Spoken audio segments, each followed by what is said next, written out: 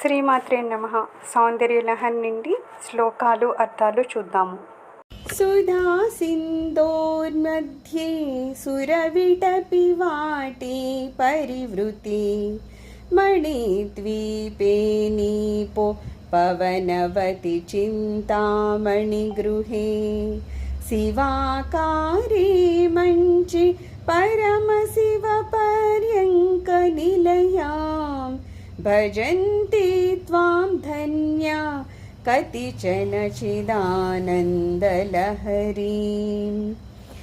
అమ్మ పాలకడలి నాడు నెలకొన్న రత్నాల దీవిలో కల్పవృక్షాల వరుసతో చుట్టబడినదైన కదంబ చెట్ల పూదోటలతో చెలువందే చింతామణితో నిర్మితమైన గృహంలో పరబ్రహ్మ అయినటువంటి పరమశివ పర్యంక నిలయవై మంగళ రూపమైన పాన్పుపై నిరతిశయానంద ప్రవాహ స్వరూపిణివైన నిన్ను కొందరు ధన్యులు మాత్రమే సేవిస్తున్నారు. అందరికీ సామాన్యంగా ఆమె సేవ లభించదని భావము. ఇంతకుముందు మనం చెప్పినట్టు అమ్మవారిని త్రిమూర్తులు దేవతలు అందరూ పూజిస్తారు. అలా పూజించే వాడిని సామాన్య మానవులు పూజించగలుగుతారా అంటే అందరూ పూజించలేరంట. ఎందుకంటే కొన్ని కోట్ల జన్మల పుణ్యం ఎవరికైతే ఉంటుందో వాళ్ళు మాత్రమే పూజిస్తారంట.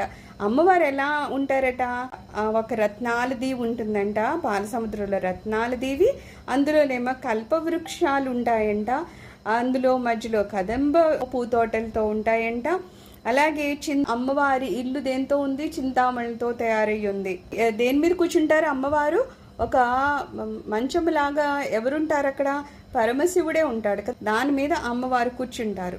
దాన్ని ఇంకొక రకంగా ఎలా చెప్తాము, త్రికోణపు పాన్పుపై అని కూడా చెప్పచ్చు. ఎందుకంటే మనం శ్రీచక్రంలో తీసుకుంటే అమ్మవారు ఆ పైన బిందు స్వరూపంలో అమ్మవారు ఉంటే ఆ తర్వాత వచ్చేదేంటి త్రికోణం అనమాట. ఆ త్రికోణం అనే ఆ పాన్పు మీద అమ్మవారు ఉంటారు. ఆ త్రికోణ రూపంలో అక్కడ అయ్యవారు ఉన్నారనమాట. హద్దులేని ఆనందం అనమాట, మహదానందాన్ని పొందుతారు. ఎవరైతే అమ్మవారిని తలుచుకుంటేనే మనకి మహదానందం వస్తుంది. అలాంటప్పుడు ఇక్కడ ఎవరైతే డైరెక్ట్గా ఎదురుగుండా ఉండి అమ్మవారిని చూస్తున్నారంటే అక్కడ ఏం జరుగుతుంది అంటున్నారు, వాళ్ళకి ఇంకా హద్దు అనేది లేని మహదానందాన్ని పొందుతున్నారంట. అలాంటి కొంతమంది ఋషులు మాత్రమే అమ్మవారిని పూజిస్తున్నారు.